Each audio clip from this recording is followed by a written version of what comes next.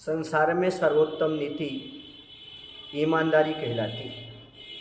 जिसके पास ईमानदारी होती है वह हर जगह सम्मान प्राप्त करता है। इस नीति को अपने जीवन में अपना लेता है वह सदा लोक में सम्मानित होता हुआ सुखी रहता है। और जो व्यक्ति अपनी ईमानदारी को गंवा देता है उसके पास खोने के लिए और कुछ भी शेष नहीं रह जाता। वह संसार में सर्वत्र अपमानित होता रहता है और दुख का पात्र होता है। थोड़े से धन वैभव आदि के लोभ में पड़ करके हमें अपने ईमान को नहीं खोना चाहिए। धन तो पुनः कमाया जा सकता है, लेकिन यदि एक बार ईमान खो जाता है तो दोबारा उसे हम कमा नहीं सकते। एक कहानी है, बहुत प्राचीन कहानी है। भारत देश में एक राजा राज्य करते थे जिनका नाम था धर्मराज। वह बड़े ही न्यायप्रिय थे। जैसे राजा थे न्यायप्रिय, वैसे ही ईमानदार प्रजा थी। उस जमाने में दूसरे के धन को छूना पाप समझते थे, पत्थर के समान समझते थे। कभी दूसरे की वस्तु को हाथ नहीं लगाया करते थे। एक जमींदार था। उस जमींदार से एक किसान ने ज़मीन खरीदी। जब उस किसान ने ज़मीन खरीदी और वह अपने ज़मीन पर कब्जा करने के उपरांत हल चला रहा था।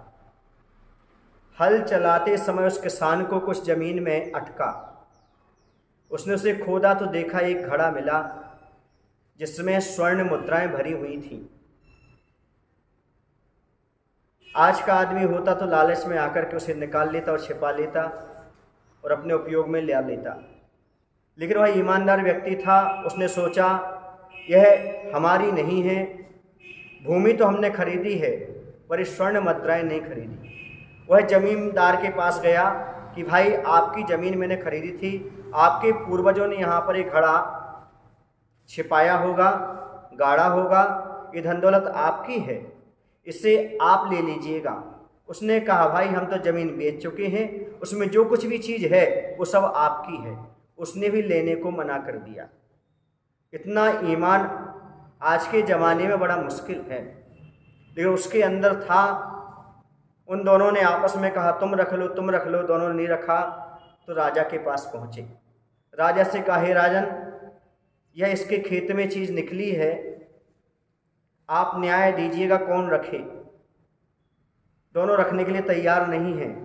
तो राजा ने कहा कोई बात नहीं, इस दोनों के दोनों रखने के लिए तैयार नहीं हो तो हम ये राजकोष में भी नहीं रखेंगे।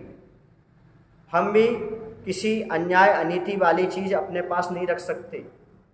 एक काम करो, एक गरीब व्यक्ति है जिसके बच्ची की शादी है, एक काम करो उसकी बच्ची की शादी के लिए ये सारे के सारे धन का उपयोग कर दीजिएगा। वो दोनों बहुत खुश हुए और सहर्ष उस व्यक्ति को बुलाया गया।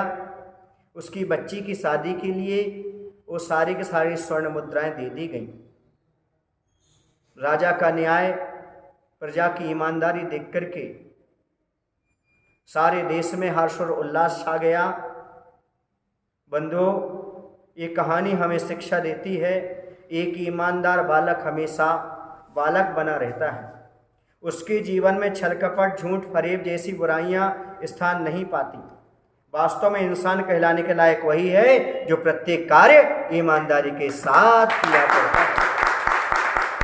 या जो ईमानदार है वही वास्तव में इंसान कहलाने का अधिकार है।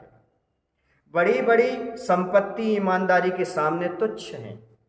अतः प्रसिद्ध होने की बजाय ईमानदार होना बहुत अच्छा है, क्योंकि जो व्यक्ति ईमानदार होते हैं उनकी प्रतिष्ठा इस भाव में नहीं परभाव में भी बनी रहती है। आप समझ लीजिएगा, जिसके जीवन में ईमान है, समझ